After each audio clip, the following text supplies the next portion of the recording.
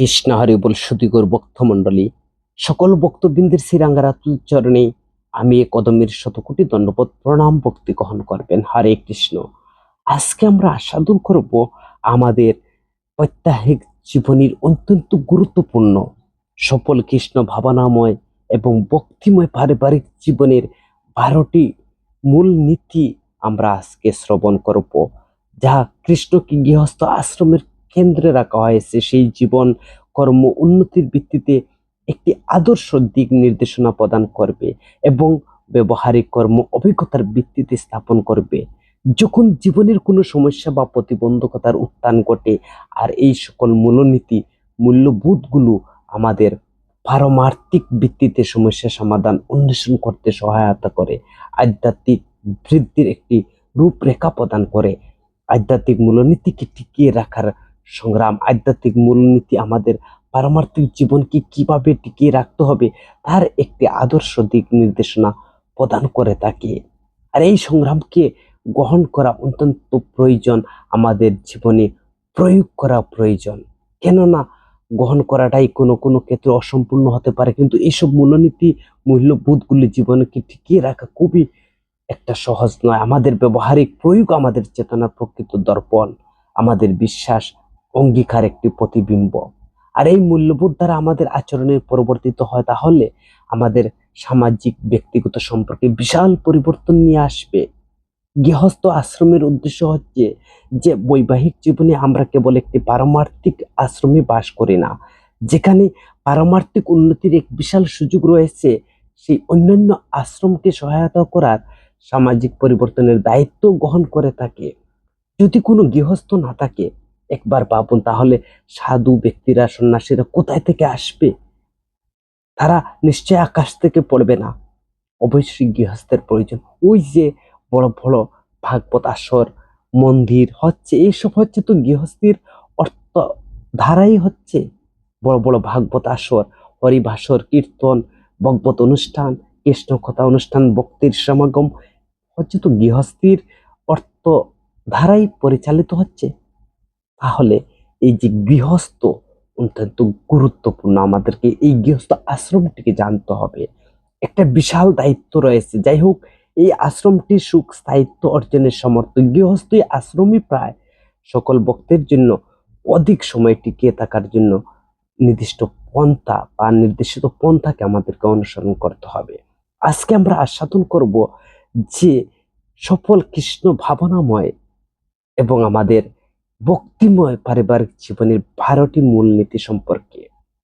প্রথম হচ্ছে যে আধ্যাত্মিক উন্নতি ও বৃদ্ধি, পারমার্থিক সমতা ও জাগতিক ভিন্নতা, অনুকূল বাস্তববাদী দৃষ্টিভঙ্গি, পারস্পরিক শ্রদ্ধা ও প্রশংসা, অঙ্গীকার উৎসর্গ, সৎ উন্মুক্ত যোগাযোগ, ব্যক্তিগত সামাজিক দায়িত্বশীলতা, অর্থনৈতিক উন্নতি ও সমৃদ্ধি, সন্তানদের কল্যাণের প্রতি আলোকপাত, পারিবারিক স্নেহ প্রেম নিয়ন্ত্রিত এবং সামঞ্জস্যপূর্ণ দৃষ্টান্তমূলক জীবন প্রণালী। আমরা আজকে এই 12টি মূলনীতি সম্পর্কে আজকে জানবো। হরে কৃষ্ণ। তো সর্বপ্রথম আমার একটি ছোট অনুরোধ, আপনারা সম্পূর্ণ ভিডিওটি শ্রবণ করবেন এবং পরবর্তী কৃষ্ণ সম্বন্ধীয় ভিডিও পেতে চ্যানেলটিকে সাবস্ক্রাইব করবেন। হরে কৃষ্ণ। তো প্রথম যে মূলনীতি হচ্ছে যে 12টি মূলনীতির মধ্যে, যে আমরা মহান আচার্য, শাস্ত্র এবং মহান ভক্তদের দৃষ্টান্ত বা শিক্ষাকে আমাদের অনুসরণ করতে হবে। তিনি আমাদেরকে শিক্ষা দিয়েছেন, মহাজনরা কিভাবে আমাদেরকে শিক্ষা প্রদান করছেন, কিভাবে বৈষ্ণবের ঐতিহ্য অনুশীলনের সাথে সামঞ্জস্য রেখে একটি মনোরম পারমার্থিক পারিবারিক জীবন গড়ে তোলা যায়, যা আপনার গুরুদেব বা মহান আচার্যরা যারা সফল হয়েছে, যারা সফল হয়ে আপনাকে সেই জ্ঞান প্রদান করেছেন, যে শিক্ষা প্রদান করেছেন, আমাদের শাস্ত্র গ্রন্থ আমাদেরকে যেসব শিক্ষা গ্রহণ করেছে এবং পারিবারিক জীবন কিভাবে সুন্দর মনোরম করে গড়ে তোলা যায়। সফল কৃষ্ণ ভাবনাময় পারিবারিক জীবনের 12টি মূলনীতি যে শিক্ষায় প্রতিফলন হয়েছে। কেননা কৃষ্ণ ভাবনামৃত, যে কৃষ্ণ চেতনা আমার হৃদয়কে চেতনা করে। তো শিক্ষার ব্যবহারিক প্রয়োগ করতে অনেক সাংস্কৃতিক ভিন্নতা রয়েছে। স্থান, কাল, অবস্থা ভেদে আমাদেরকে তার শিক্ষাকে গ্রহণ করে নিতে হবে। বৈচিত্র্যময় থেকে ঐক্য স্থাপন করতে হবে। সফলভাবে যদি কৃষ্ণ ভাবনাময় পারিবারিক জীবনের যে আমাদের মূল নীতি উপলব্ধি করার মাধ্যমে আমরা মহাচন্দ্রের শিক্ষা আমাদেরকে গ্রহণ করতে হবে। পারিবারিক জীবনের প্রথম যে মূল নীতি হচ্ছে যে গুরুদেবের আদেশ মেনে চলা এবং শাস্ত্রীয় আদেশ নির্দেশ মেনে চলা এবং সাধু মহতের আদর্শ অনুসরণ করা এবং সাধু সঙ্গের যে শিক্ষা আমরা পেয়ে থাকি সেই শিক্ষা আমাদের ব্যক্তিগত জীবনে পারিবারিক জীবনে প্রয়োগ করা। তাই তো শ্রীমদ্ ভাগবতের চতুর্থ স্কন্ধের 20 অধ্যায় 13 নং শ্লোকের বর্ণনা অনুযায়ী যে মুক্তি লাভ হবে কিনা সেই সম্বন্ধে কোনো ধারণা বা কোনো রকম চিন্তা না করা আর শ্রী গুরুদেবের সাক্ষাৎ আদেশ পালন করা উচিত। তা করলে সর্বদাই মুক্ত থাকবে। হরে কৃষ্ণ। আর দ্বিতীয় যে মূলনীতি হচ্ছে পারিবারিক জীবনে আধ্যাত্মিক উন্নতি এবং বৃদ্ধি। আমরা সংসারের মধ্যে পারিবারিক জীবনে থেকে গুরুদেবের আদেশ এবং শাস্ত্রীয় নির্দেশ মেনে আমাদের আধ্যাত্মিক উন্নতি এবং বৃদ্ধি করা, যা হচ্ছে পারিবারিক জীবনের দ্বিতীয় মূলনীতি। গৃহস্থ আশ্রম ব্যক্তিগত উন্নতির একটি স্থান, যে পারিবারিক জীবন এবং গৃহকে একটি আশ্রম তথা পারমার্থিক সংস্কৃতির অনুশীলনের একটি স্থান রূপ গড়ে তোলা উচিত। গৃহস্থ জীবন আধ্যাত্মিক, আবেগিক, অর্থনৈতিক এবং সামাজিক বিভিন্নভাবে সে ব্যক্তিগতভাবে উন্নতির সুযোগ প্রদানের সমর্থ থাকে। সফল পারিবারিক জীবনের স্বাভাবিকভাবে আর্থিক বা সামাজিকভাবে নির্ভরশীল অন্য সব আশ্রমে সহায়তা করতে সমর্থ কিন্তু গৃহস্থ আশ্রম। এটি দায়িত্বশীলতা এবং দানশীলতা পরিপূর্ণতার একটি আশ্রম। অবশ্যই সকল আশ্রমের মধ্যে পারস্পরিক সহযোগিতা, শ্রদ্ধার একটি সুস্থ সমাজ গঠনের অত্যাবশ্যকীয়। গৃহস্থ জীবনে বৈরাগ্য অর্জনের ধারাবাহিক পন্থা বৈষ্ণব ধর্ম তত্ত্ব অনুশীলন সর্বদা জীবনের সকল স্তরের বৈরাগ্য উৎসর্গের প্রশংসায় মুখর। অধিকাংশ ভক্তদের জন্য প্রকৃত বৈরাগ্য জ্ঞান অর্জন একটি দৃঢ় প্রক্রিয়া। যখন ভক্ত পারমার্থিক জীবনে আরো উন্নত হবে তখন তার মধ্যে কিছু অভ্যন্তরীণ পরিবর্তন ঘটবে। এইভাবে প্রাকৃতিক স্বতঃস্ফূর্ত বৈরাগ্য প্রকাশিত হয়। পারমার্থিকভাবে উন্নত হওয়ার পূর্বে যদি কারো উপর কৃত্রিম বৈরাগ্যর ভার চাপিয়ে দেওয়ার চেষ্টা করা হয় তাহলে তা প্রকৃত পারমার্থিক উন্নতির দিকে সে পরিচালিত করতে পারবে না। পরিবর্তে তা এই ভক্তের পতনের ঝুঁকি বৃদ্ধি করবে। তাই যথাযথভাবে আমাদেরকে মহাজন শাস্ত্রের সিদ্ধান্ত এবং সাধু মহতের যে পন্থাগুলো আমাদেরকে অনুসরণ করা, আমরা তা বিচক্ষণতার সাথে তত্ত্বাবধানের আস্থা রাখতে পারি। গৃহস্থ জীবনের উন্নত হওয়ার সম্পর্কে আমরা কি কি শিক্ষা নিতে পারি? কৃষ্ণময় জীবন কাটাতে পারি, কৃষ্ণ নামামৃত গ্রহণ করতে পারি। তিনি হচ্ছেন সর্বশ্রেষ্ঠ, ভগবানের নাম গ্রহণ করতে পারি। তাই আমাদের উদ্দেশ্য হওয়া উচিত কিভাবে মানুষকে আমরা কৃষ্ণ চেতনায় আমরা উদ্বুদ্ধ হতে পারি, কৃষ্ণ চিন্তায় মগ্ন হতে পারি। আমাদের যে কিভাবে আমি ভক্তি জীবনে প্রবেশ করতে পারি, আমার পারমার্থিক জীবনের উন্নতি ঘটাতে পারি, আমি কে আমাকে জানতে পারি। অন্যথায় কেন কেউ গৃহস্থ হোক আর বানপ্রস্থ হোক, ভাগবতের 3য় স্কন্ধের 22 অধ্যায় 20 নং শ্লোকে বলছেন যে গৃহী হোক আর বানপ্রস্থ হোক আর সন্ন্যাসী হোক তাতে আসে যায় না। আমাদের উদ্দেশ্য হচ্ছে পারমার্থিক জীবন উন্নতি করা এবং সকল সুখী হওয়া এবং কৃষ্ণ নাম অমৃত এবং ভগবানের ভক্তি করা, ভগবানের সেবা করা। সপ্তম স্কন্ধে ভাগবতের পঞ্চম অধ্যায় 67 নং শ্লোকের বর্ণনা রয়েছে কেবল সন্ন্যাসী বা বানহস্তি বা ব্রহ্মচারী শ্রীকৃষ্ণের কাছে পৌঁছতে পারবে। আর গৃহস্থ যদি সে কি করবে, সে যদি জড় বাসনা থেকে মুক্ত হয়ে শুদ্ধ ভক্ত হতে পারে তাহলে তিনিও শ্রীকৃষ্ণের কাছে পৌঁছতে পারেন। হরে কৃষ্ণ। সেটা শাস্ত্রীয় ভাগবত বর্ণনা করছেন। যেমন সন্ন্যাসী বানহস্তি ব্রহ্মচারীও ভগবানের কাছে পৌঁছতে পারবেন, তেমনিও একজন গৃহস্থ যদি জড় বাসনা থেকে মুক্ত হয়ে সে শুদ্ধ ভক্ত হয় তাহলে সেও পৌঁছতে পারবে, যা ভাগবত শাস্ত্র বলছেন। সদ্গুরুর নির্দেশনায় এইভাবে ভগবানের অর্চা বিগ্রহ আরাধনায় যুক্ত হওয়ার ফলে গৃহস্থ ভক্ত অনায়াসে পবিত্র হতে পারবে। অতিরিক্ত পারমার্থিক উন্নতি সাধন করতে পারবে, যা ভাগবতের 2য় স্কন্ধের 3য় অধ্যায়ের 22 নং শ্লোকে সে কথা বর্ণনা করা রয়েছে। সেখানে প্রায় গ্যারেন্টি দিয়েছেন সদ্গুরুর নির্দেশে, শাস্ত্রের নির্দেশে এবং ভগবানের অর্চন বিগ্রহের আরাধনা যুক্ত হওয়ার ফলে এই গৃহস্থ ভক্ত অনায়াসে পবিত্রতা লাভ করে থাকে। আধ্যাত্মিক উন্নতি এবং বৃদ্ধির মূলনীতি যেসব অধ্যয়নে প্রয়োগ হয়েছে, তো আমাদের প্রথম হচ্ছে স্বামী স্ত্রীর কর্তব্য, পারমার্থিক অভিভাবকত্ব এবং একটি সামঞ্জস্যপূর্ণ সহনশীল বিবাহ এবং অনুদান সামাজিক সহযোগিতা প্রদান করে থাকে। তো এটা হচ্ছে আমাদের দ্বিতীয় মূলনীতি। তৃতীয় মূলনীতি হচ্ছে পারমার্থিক সমতা এবং জাগতিক ভিন্নতা। নারী পুরুষের মধ্যে ভিন্নতা অনুধাবন। নারী এবং পুরুষের মধ্যে কিছু সাধারণ শারীরিক মনস্তান্ত্রিক ভিন্নতা রয়েছে, যা ব্যবহারিক বাস্তবতা, অস্বাস্থ্যকর পরিস্থিতি বা মনোভাবের উপর এড়াতে আমাদের শিকার প্রয়োজন। সেটা হলো একমাত্র বিষয় নয় যা সবার ক্ষেত্রে প্রযোজ্য। বৈদিক সংস্কৃতি শিক্ষা দেয় যে স্বামীর প্রতি নারীর সমর্পণ, সেবা উভয় উচ্চ মাত্রার হয়ে থাকে। নারীদের সুরক্ষা, নিরাপত্তার প্রয়োজন, বিশেষত সন্তান প্রতিপালনের সময় বৃদ্ধ অবস্থায়। তো শ্রদ্ধা, আত্মবিশ্বাস অনুভব করার জন্য স্বামী স্ত্রীর প্রয়োজনীয়তা রয়েছে, সেটা আমাদেরকে জানতে হবে। মানুষের সাধারণত নিজেকে কর্তা অনুভব করতে ভালোবাসে, আর এই বিষয়টা স্মরণ রেখে কৃষ্ণ ভাবনাময় বা ভক্তিময় বৈবাহিক জীবনে তার যথাযথ কর্তব্য কি, সে বিবাহিক জীবনের তার প্রকৃত কর্তব্য কি, সেই প্রসঙ্গে স্বামী স্ত্রীর মধ্যে আলোচনা অত্যন্ত গুরুত্বপূর্ণ। একে স্থান, কাল, পাত্র, অবস্থা ভেদে আলোচনা হওয়াটা অত্যন্ত জরুরি। স্থান, কাল, পাত্র, অবস্থা ভেদে বা অবস্থা বিষয়ক উপলব্ধি, আমরা কিভাবে বিভিন্ন স্তর থেকে স্থান, কাল, পাত্র, অবস্থা উপলব্ধি করতে পারবো, সেই বিষয়ে গৌড়ী বৈষ্ণব দর্শন একটি স্বচ্ছ ধারণা প্রদান করেছেন যে লিঙ্গ অনুযায়ী প্রত্যাশা, কর্মক্ষেত্রে নারীদের স্থান বা পারিবারিক দায় দায়িত্বগুলো খুবই চরমভাবে আমাদের সমগ্র বিশ্বে প্রভাব পড়ছে।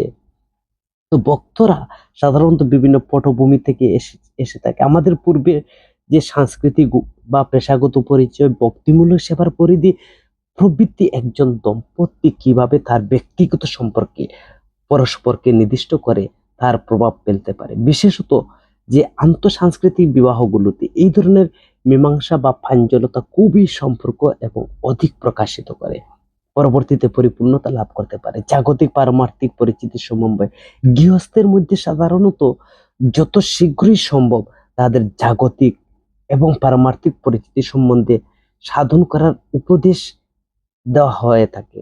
যদি চরমে আমাদের আধ্যাত্মিক পরিচিতি বা অধিক গুরুত্বপূর্ণ, তবু পারমার্থিক জীবনের নিজের জাগতিক স্তর সম্পর্কে উপলব্ধি করাটাই অতি আবশ্যক। অন্য কথায় সময়ে বর্তমানে শারীরিক উপলব্ধি করুন, আমরা আমাদের জড় শরীর দিয়ে সমস্ত কাজকর্ম সম্পাদন করে থাকি। আমাদের জাগতিক অবস্থা, আধ্যাত্মিক চেতনাগুলো পালিত হয়। একজন জীবন সঙ্গিনী এই বিষয়ে আপনাকে প্রভু বা সহায়তা করতে পারে। বৈবাহিক জীবনের পারমার্থিক সক্ষমতা রয়েছে। নারী পুরুষ উভয়ে কৃষ্ণ ভাবনায় অনুশীলন এবং কৃষ্ণের সাথে স্বতন্ত্র সম্পর্ক গড়ে তোলার অধিকার রয়েছে। যাই হোক, বৈবাহিক জীবনের বাড়তি সুবিধা রয়েছে। স্বামী এবং স্ত্রী পরস্পরকে ভগবত ভক্তিতে সহায়তা করতে পারে। বৈষ্ণবীয় দর্শন অনুসারে সহধর্মিণী সহ ভগবানের প্রতি ভক্ত যে সেবা সম্পাদন করে তা সর্বশ্রেষ্ঠ সেবা। এতে ভগবান শ্রীকৃষ্ণ অধিক প্রসন্ন হন। পারমার্থিক সমতা এবং জাগতিক ভিন্নতার বিষয়ে তো ভাগবতে বর্ণনা করা রয়েছে। ভাগবতের 3য় স্কন্ধের 31 অধ্যায়ের 41 নং শ্লোকে সেখানে বর্ণনা করা রয়েছে যে স্ত্রী হওয়া অথবা পুরুষ হওয়া কেবল পোশাকের ভেদাভেদ মাত্র। আত্মা প্রকৃতপক্ষে পরমেশ্বর ভগবানের তটস্থা শক্তি। তো ভাগবতের 3য় স্কন্ধের 23 অধ্যায় 2 নং শ্লোকে বর্ণনা করা রয়েছে নারী পুরুষের মনস্ত ভিন্ন। দৈহিক গঠন অনুসারে পুরুষের সর্বদা তার পত্নী থেকে শ্রেষ্ঠ হতে চায়, নারী তার দেহর গঠন অনুপাতে স্বাভাবিকভাবে তার পত্নী থেকে সে নিকৃষ্ট। তো এইসব ভেদাভেদ নয়, আমরা সবাই হচ্ছে নারী পুরুষ সকলেই হচ্ছে ভগবানের তটস্থা শক্তি। স্ত্রী সাধারণ নত অনাহাসে কৃষ্ণ ভক্তি অবলম্বন করতে পারে, কৃষ্ণ প্রেম বিকশিত করতে পারে, অনাহাসে সে মায়ার বন্ধন থেকে মুক্ত হতে পারে। তথাকথিত বুদ্ধিমান পণ্ডিত পুরুষেরা তারা অত্যন্ত কঠিন সময়ের মধ্যে দিয়ে স্বামী স্ত্রীর বৈবাহিক জীবনের মাধ্যমে দিয়ে তারা কৃষ্ণ ভজনে তার গৃহকে বৃন্দাবনে পরিণত করে। যেহেতু এই সমস্ত ছেলেমেয়েরা ভগবানের বাণী বা অধ্যয়ন করবে, শ্রবণ করবে, তো তারা সাধারণ মেয়ে নয়, তারা হচ্ছে তারা কৃষ্ণময় জীবন কাটাচ্ছে। এইভাবে ছেলে মেয়ে সম্পূর্ণরূপে চিন্ময় স্তরে উন্নীত করে কৃষ্ণ চিন্তায় তারা মগ্ন থাকে। এটা হচ্ছে পারিবারিক জীবনের পদ্ধতি। তো পারমার্থিক সমতা, জাগতিক ভিন্নতা, এই মূলনীতিটির থেকে আমরা কি শিক্ষা পাচ্ছি? আমরা শিক্ষা পাচ্ছি স্বামী স্ত্রীর কর্তব্য সম্বন্ধে জানতে হবে। আমাদের কর্তব্য কি? স্বামীকে, স্ত্রীকে আমরা হচ্ছি ভগবানের তটস্থা শক্তির অন্তর্গত। এবং অনুরাগ এবং চতুর্থ মূলনীতি হচ্ছে অনুকূল এবং বাস্তববাদী দৃষ্টিভঙ্গি। জড়জগতে পারিবারিক জীবন জগতে যথার্থ পারিবারিক জীবনের সংকট রয়েছে। সর্বত্র আমি ও আমার এই অহংকার ফলস্বরূপ উচ্চমাত্রার বিবাহ বিচ্ছেদ, পারিবারিক সমস্যা, ভগ্নপ্রায় হচ্ছে বৈবাহিক জীবনের দায় দায়িত্ব, অঙ্গীকার সমূহ ক্রমশ ইতিহাসের পরিণত হচ্ছে। তো আধ্যাত্মিক অনুশীলনকারী রূপে আমাদের সঠিক মনোভাব সহকারে গৃহস্থ আশ্রমে প্রবেশ করা প্রয়োজন। অত্যাধিক তাৎপর্যগুলো আমাদেরকে ভক্তদের পারমার্থিক বিবাহ আরো স্বাস্থ্যকর সুন্দর রূপে গড়ে তোলা প্রয়োজন। এই পথে আগত সমস্ত প্রতিবন্ধকতার ধৈর্যের সাথে সমাধান করা উচিত। আমাদের সঙ্গীর ক্ষেত্রে বাস্তবমুখী প্রত্যাশা করা, সঙ্গীর ক্ষেত্রে অবাস্তবসম্মত প্রত্যাশা বর্জন করা উচিত। এমন আশা করা উচিত নয় যে আপনার সঙ্গিনী বা সঙ্গী অর্জুন বা দ্রৌপদীর মতো হবে। পরিবর্তে আমাদেরকে স্মরণ রাখা উচিত, যদি আমাদের মধ্যে কোনো ভ্রান্তি থাকতে পারে তবু আমাদের আধ্যাত্মিক প্রতি উৎসাহের সাথে এগিয়ে যেতে হবে। গৃহস্থ জীবনের প্রতিকূল প্রভাবগুলো বর্জন করতে হবে। ভক্তদের সতর্ক থাকতে হবে।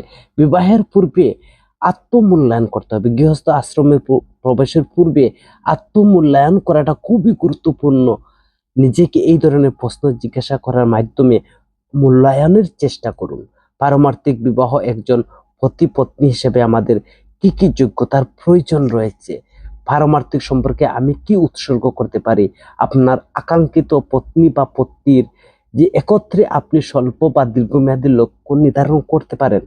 ভগবান শ্রীকৃষ্ণের প্রতি নির্ভরশীলতার ভাব বজায় রেখে কৌশলগত বৈবাহিক পরিকল্পনা করাটা অত্যন্ত সহায়ক।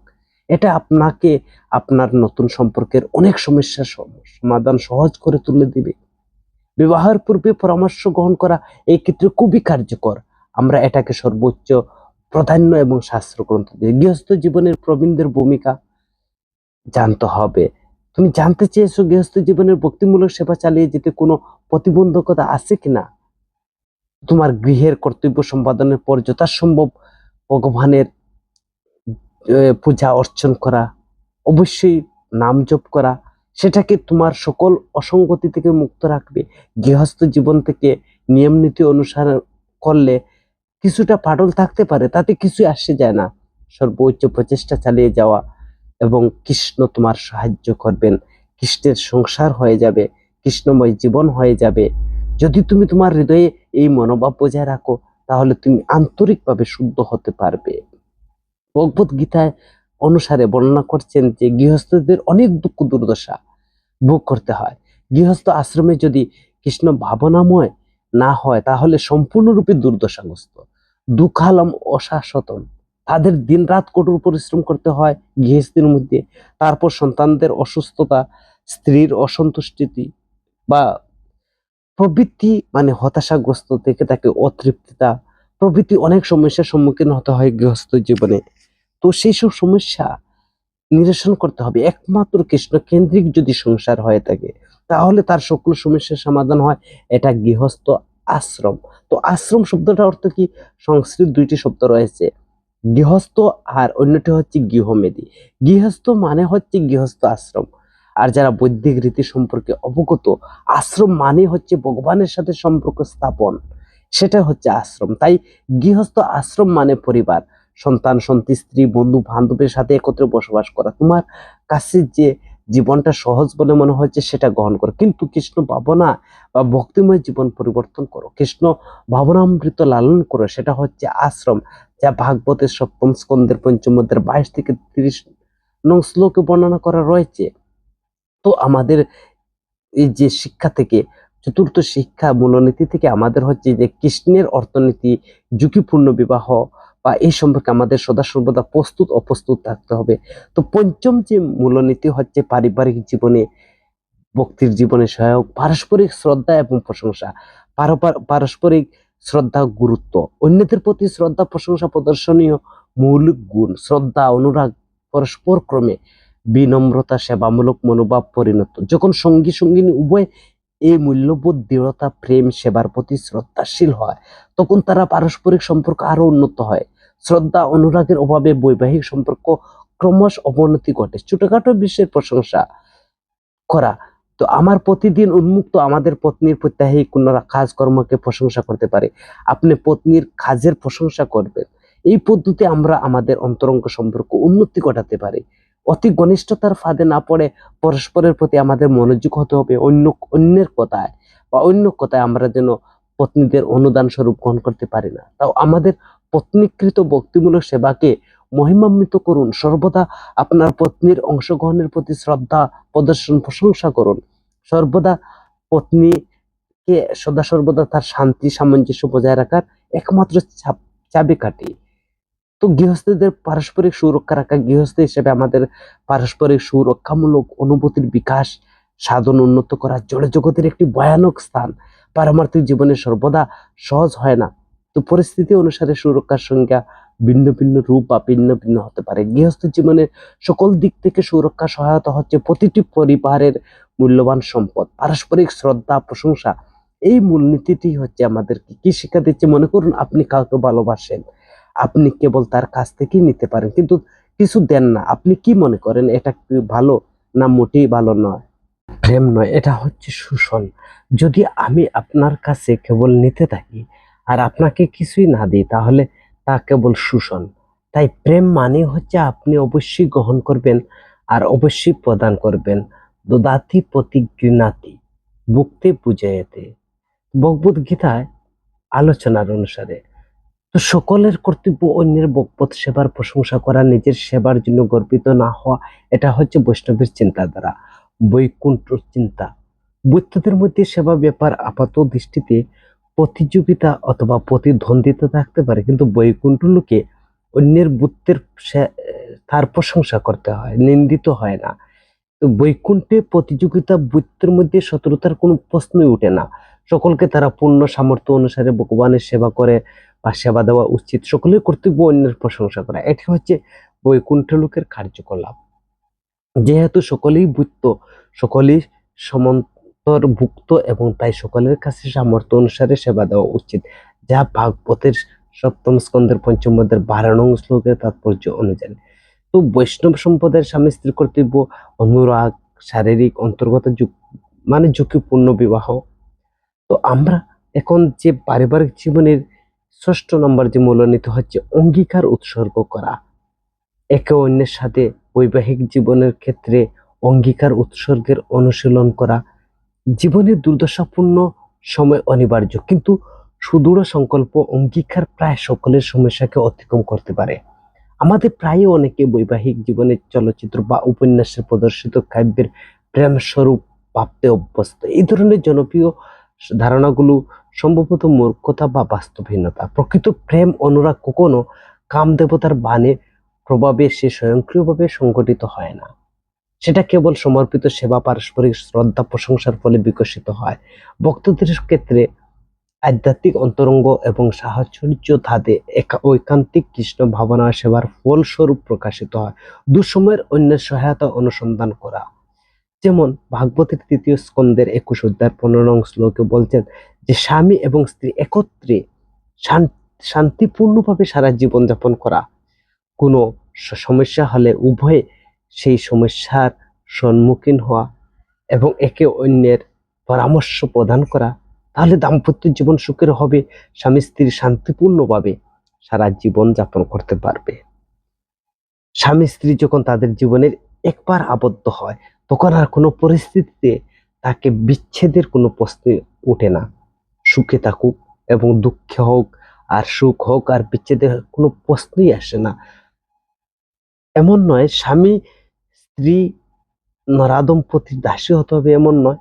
যদি স্ত্রী কর্তব্য পুরুষ থেকে পৃথক, তবুও প্রতিব্রতা স্ত্রীর পতির প্রতি সেবা করা উচিত নয়। যদি পতি পতিত হয় তাহলে স্ত্রী তার সঙ্গ পরিত্যাগ করা অর্থ ওই নয় যে পত্নী পুনরায় বিবাহ করে।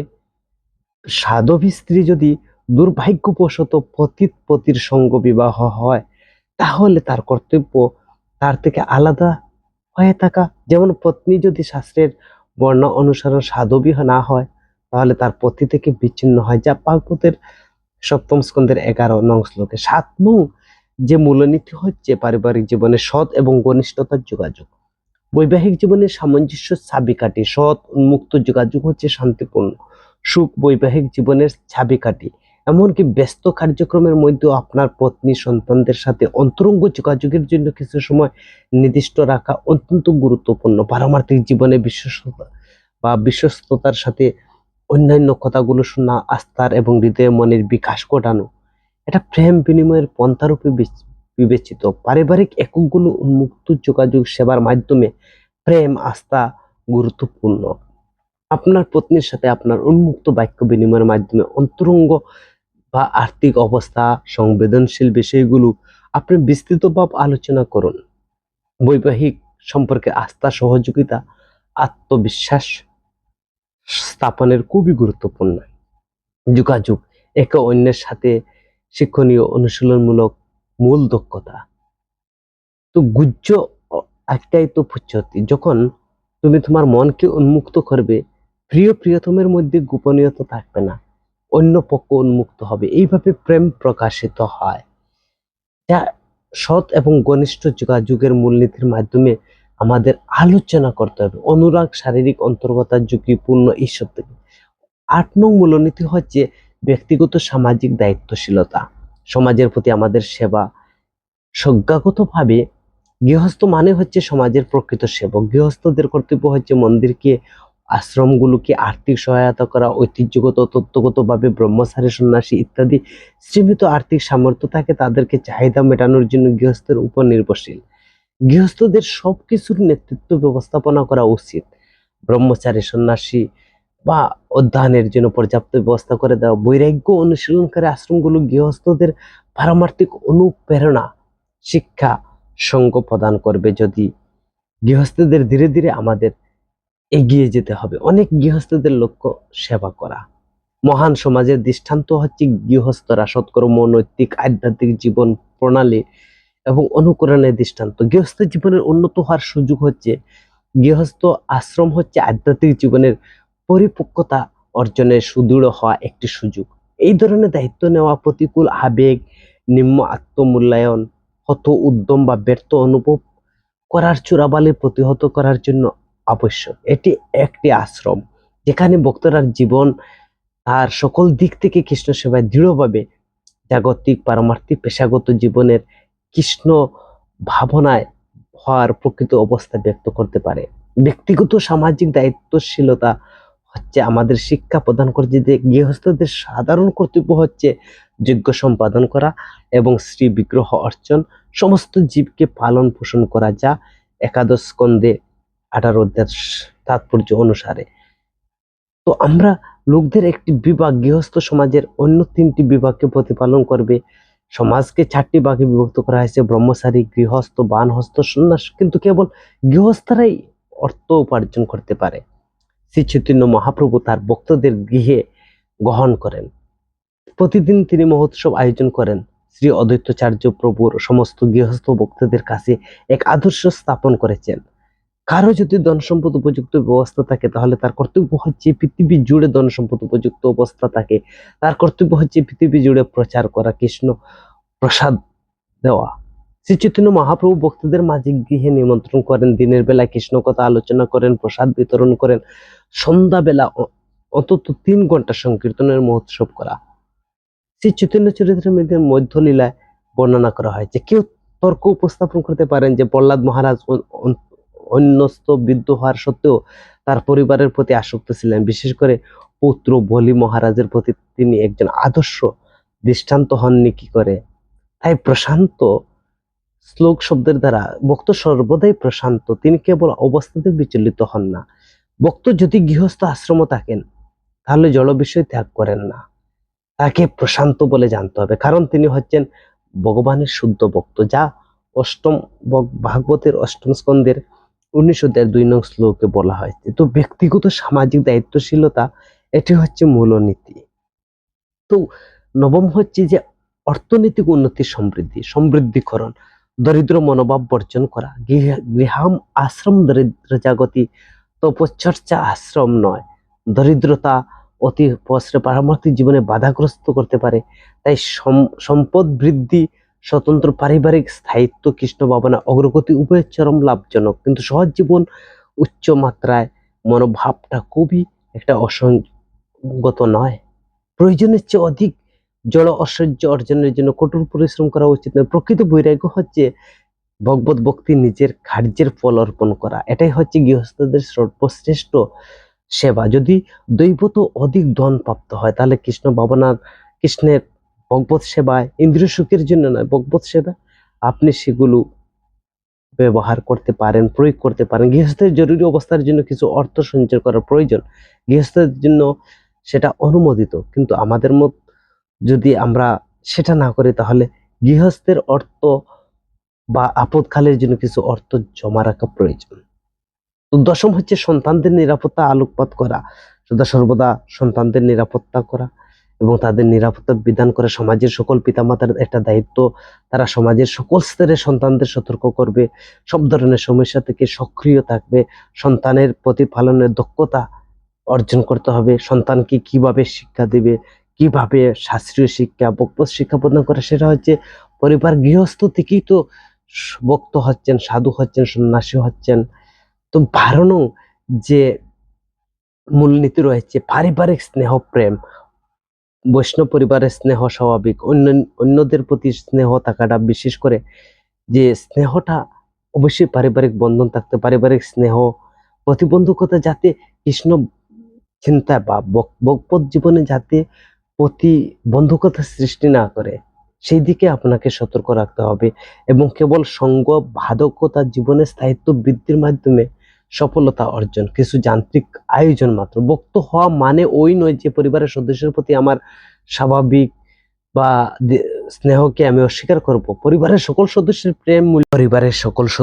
প্রেম মূল্যবোধ, নিরাপদ, প্রশংসিত অনুভব করা প্রয়োজন আছে। সন্তানদের তার পিতামাতার কর্তৃক স্নেহ এবং ব্যক্তিগত সময় আদান প্রদান আবশ্যকতা রয়েছে। পতি পত্নীর পারস্পরিক সেবা প্রশংসার মাধ্যমে পরস্পরের প্রতি প্রেম অনুরাগ প্রদর্শন করা আবশ্যক। প্রতিটি পরিবারের নৈতিক মূল্যবোধের শিক্ষা, সমাজের পারমার্থিক সাংস্কৃতিক উত্তরাধিকার লাভের অধিকার রয়েছে। প্রেম আস্থা ব্যতীত সন্তানরা কখনো কৃষ্ণ প্রেম বা ভক্তি, তাদের পিতামাতার মূল্যবোধ পূর্ণরূপে গ্রহণ করতে সক্ষম হবে না। তো যৌথ পরিবার সম্প্রদায় একটি অধিকার নিরাপদ অনুভূতি করে, তবে নিশ্চিত করে যে পরিবারের সদস্য তাদের অঙ্গীকার সুদৃঢ় থাকবে, দুঃসময়ে কঠিন মানসিক চাপের ক্ষেত্রে সহায়তা সমর্থ প্রদান করবে। একটি শক্তিশালী ভক্ত সম্প্রদায় সামাজিক দায়িত্বশীলতা, একতা উভয়কে উন্নত করতে পারে। তাই ভাগবতের 3য় স্কন্ধের 23 নং শ্লোকের 23 অধ্যায়ের 1 নং শ্লোকের পতি পত্নীর মধ্যে এই প্রকার ভক্তি তথা প্রেম আদান প্রদান গৃহস্থের জীবনের আদর্শ। তো লীলা পুরুষোত্তম শ্রীকৃষ্ণের গ্রন্থে বর্ণনা করা হয়েছে যে তুমি জানো যে আমরা গৃহস্থ জীবনযাপন করে সর্বদা নানা রকম গৃহকর্মে ব্যস্ত থাকি, তাই কিছু সময়ের জন্য আমরা একান্তে কি করি অতিবাহিত বারবার প্রত্যাশায় থাকি যে হাস্য পরিহাস্য দাম্পত্য জীবনের অন্তিম। প্রকৃতপক্ষে গৃহস্থরা দিনরাত কঠোর পরিশ্রম করে, পতি পত্নী একত্রে মিলিত হয়ে নানা রকমের যখন জীবন উপভোগ করে তখন তাদের সারা দিনের সমস্ত ক্লান্তি অবসাদ দূর হয়ে যায়। ভগবান শ্রীকৃষ্ণ নিজেই পত্নীর সঙ্গে হাস্য পরিহাস্য উপভোগ করে ঠিক একজন সাধারণ গৃহস্থ রূপে নিজেকে দেখাতে চেয়েছিলেন। নারদ মুনি শ্রীকৃষ্ণকে স্নেহময় পিতা রূপে সন্তানদের আদর করতে দেখলেন। তো পারিবারিক স্নেহ প্রেম প্রীতি মূলনীতি যে অনুরাগ, শারীরিক অন্তরকতা এবং পবিত্র অভিভাবকতা। তো 12 নং যে মূলনীতি হচ্ছে নিয়ন্ত্রিত, সামঞ্জস্যপূর্ণ এবং দৃষ্টান্তমূলক জীবন প্রণালী। নিয়ন্ত্রিত দৃঢ় সাধনা। নিয়ন্ত্রণ হচ্ছে ভক্তি জীবনের একটি গুরুত্বপূর্ণ বৈশিষ্ট্য। আর এটা বিশেষত বিভিন্ন প্রযোজ্য ক্ষেত্রে, যাদের সাধনা, সন্তানদের পরিচর্যা বা ভক্তিমূলক সেবা, বাহ্যিক আধ্যাত্মিক কার্যকলাপ প্রভৃতি দায় দায়িত্ব সামঞ্জস্য বজায় রাখতে হবে। গৃহ আশ্রমেই প্রবেশ করে তখন তাদের প্রাত্যহিক কার্যতালিকা পরিবর্তন করে আনা উচিত। জীবন হঠাৎ করে দুর্বোধ্য মনে হতে পারে, এমনকি অতি অভিভূত অনুভব হতে পারে। তো সুদৃঢ় সাধনা বজায় রাখার সর্বদা অন্য সকলকে প্রচেষ্টা আরো নিখুঁত করে তুলবে। সরল জীবন, উন্নত চিন্তাধারা। স্বামী স্ত্রী উভয় আলোচনা সাপেক্ষে তাদের জীবন প্রণালী প্রতিষ্ঠিত করতে পারবে বা করতে পারে। কৃষ্ণ ভাবনার মূলনীতি বা কৃষ্ণ চিন্তা বা ভক্তি জীবনের মূলনীতি, মূল্যবোধ তাদের স্বতন্ত্র স্বতন্ত্র ভাব, চাহিদা, পটভূমি বিবেচনা করে সিদ্ধান্ত নিতে পারে। আশ্রমের মত না হলে গৃহাই আশ্রম স্বতন্ত্র অধিকার, সৃজনশীলতা, স্বাধীনতার নির্দিষ্ট মাত্রা রয়েছে। এই দিক থেকে আমরা উপলব্ধি করা প্রয়োজন যে গৃহই জীবন মানে নিয়ন্ত্রিত ইন্দ্রিয় তৃপ্তি। একজন গৃহস্থের ইন্দ্রিয় তৃপ্তির প্রতি সুস্থ মনোভাব প্রদর্শন করা উচিত। কখনো শক্তিশালী আকর্ষণ, অযথার্থ কিরূপ মনোভাব পোষণ করা উচিত না। সরল জীবন, উন্মুক্ত চিন্তার দ্বারা লক্ষ্য হচ্ছে নিয়ন্ত্রিত সামঞ্জস্য, দৃষ্টান্তমূলক প্রণালী। কঠিন পরিস্থিতিতে দৃঢ়তা প্রদর্শন করা। দাম্পত্য জীবনে প্রবেশের পূর্বে সকল দাম্পত্য পরিকল্পনা সম্পন্ন করার উপদেশ দেওয়া থাকে। তো ভক্তদের নিকট থেকে বিবাহ পূর্ব পরামর্শ গ্রহণ একটি গুরুত্বপূর্ণ ধাপ। কেউ যদি পারিবারিক উন্নতি, আর্থিক, ব্যক্তিগত উন্নয়ন, সাম্প্রদায়িক সংযুক্তি প্রভৃতির ধাপগুলোর মধ্যে দিয়ে গৃহায় জীবন প্রবেশ করে, তাহলে তাকে ধারাবাহিক বুদ্ধিগত অধিকার, লক্ষ্যগুলো নির্ধারণ করা আবশ্যক। তাই এই 12টি নীতি যদি আমাদের গৃহস্থের মধ্যে তার আমরা প্রয়োগ করতে পারি, তাহলে তার জীবনের আমূল পরিবর্তন হবে। আশ্রমের মতোই গৃহস্থ ভক্তরা পরিবর্তন হয়, ক্ষেত্রে সকল সমস্যার সম্মুখীন হয়ে থাকে। সন্তানের জন্মদান থেকে তার সম্পূর্ণ অসুস্থতা, সংঘর্ষ, আর্থিক চাপের গৃহস্থের অধিক অনুভব করতে থাকে। এই ধরনের সময়গুলোকে একটি সামঞ্জস্যপূর্ণ দৃষ্টান্তমূলক জীবন প্রণালী অনুধাবন করা প্রায় অসম্ভব বলে মনে করে। তো জাগতিক পারমার্থিক বাধ্যবাধকতা অনুধাবন করলে কোনো সমস্যার সম্মুখীন আন্তরিক দৃঢ় ভক্তদের নিকট তা উপস্থাপন করা যেতে পারে। তাই এই মূলনীতিগুলো আমরা যদি অনুসরণ করি, তাহলে দাম্পত্য জীবনের মধ্যে পরম সুখ, আনন্দ এবং তার সংসারটা কৃষ্ণময় সংসার হয়ে উঠবে। দম্পতি কোনো বিশ্বাস যে ভক্তের আশ্রয় গ্রহণ করে, এই ক্ষেত্রে সহায়তা করে থাকে। মানুষের কর্তব্য হচ্ছে যে গীতা, ভাগবত, কৃষ্ণ কথা শ্রবণ করা এবং বৈদিক সংস্কৃতি জীবিকা অর্জনের জন্য গৃহস্থদের বড় জোর 8 ঘন্টা কাজ করা, এই বা যতটুকু কাজ করা। শ্রীকৃষ্ণ তার অবতারের কার্যকলাপ শ্রবণ করার জন্য ভগবত ভক্তের সঙ্গ করা উচিত। ধীরে ধীরে মায়ার বন্ধন থেকে মুক্ত হবে, যা ভাগবতের 7ম স্কন্ধের 14 অধ্যায়ের 3 এবং 4 নং শ্লোকে বলছেন। তো একটি নিয়ন্ত্রিত সামঞ্জস্য জীবন প্রণালী মূলনীতি হচ্ছে আমাদের জীবনে প্রয়োগ করা। হরে কৃষ্ণ।